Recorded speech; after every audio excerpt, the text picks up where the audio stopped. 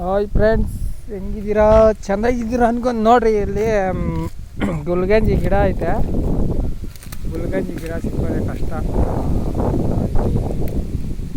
ಕಾಣಿಸ್ತಾ ಇದೆ ಗುಲ್ಗಂಜಿ ಬೀಜಗಳು.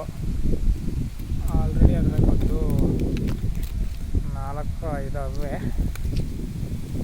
ಗುಲ್ಗಂಜಿ ಬೀಜ 4 ಐತೆ. 4 ಗುಲ್ಗಂಜಿ ಬೀಜ ಇದೆ ಇದರಲ್ಲಿ.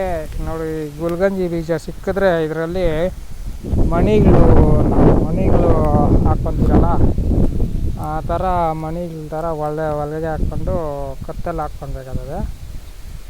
ಆಮೇಲೆ ಇದ್ರ ಬೇರು ನೋಡಿ, ಸೊಪ್ಪು ಎಲ್ಲ ಇದೆ.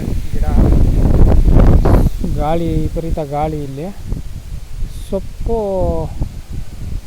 ಕಿತ್ಕೊಂಡು ನೀವು ಸೊಪ್ಪು ಕೆಲಸ ಮಾಡ್ತದೆ. ಇದ್ರ ಬೇರು ಏನು ಮಾಡಬೇಕಂದ್ರೆ, ಒಳ್ಳೆ ಟೈಮ್ ನೋಡಿಬಿಟ್ಟು ಬೇರು ಕಿತ್ಕೊಂಡು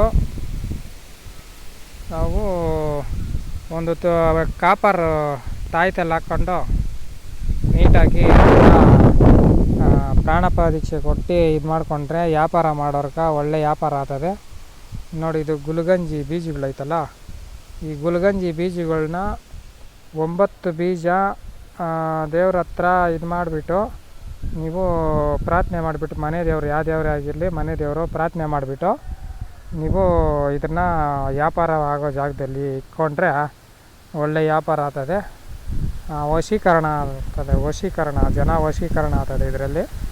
ನೋಡಿ, ನಿಮಗಾಗಿ ನೀವು ಮಾಡಿಕೊಂಡು ನೋಡಿ. ಅದು ಏನಾನ ಬೇರೆ ನೀವು ಕೀಳೋ ಆಗಿದ್ದರೆ ಅಮಾವಾಸ್ಯೆ ಇಲ್ಲ ಹುಣ್ಣಿಮೆ ಟೈಮಲ್ಲಿ ಇರಬೇಕು. ಹುಣ್ಣಿಮೆ ಟೈಮಲ್ಲಿ ಕೀಳಬೇಕಾಗ್ತದೆ ನೀವು.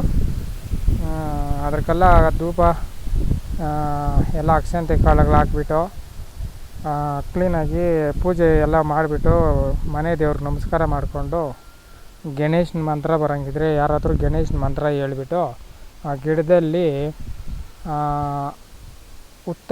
ಉತ್ತರ ಕಡೆ ಹೋಗಿರೋ ಬೇರು ಒಂದಷ್ಟುದ್ದ ಕಟ್ ಮಾಡಿಕೊಂಡು ಕಾಪರ್ ತಾಯ್ತಲ್ಲಿ ಹಾಕ್ಕೊಂಡು ನೀವು ಕತ್ತಲ್ಲಿ ಹಾಕ್ಕೊಂಡ್ರೆ ಪರವಾಗಿಲ್ಲ, ಜನ ವಶೀಕರಣ ಆಗ್ತದೆ. ನೋಡಿ, ನಿಮ್ಗಾಗಿ ನೀವು ಮಾಡ್ಕೊಳ್ಳಿ.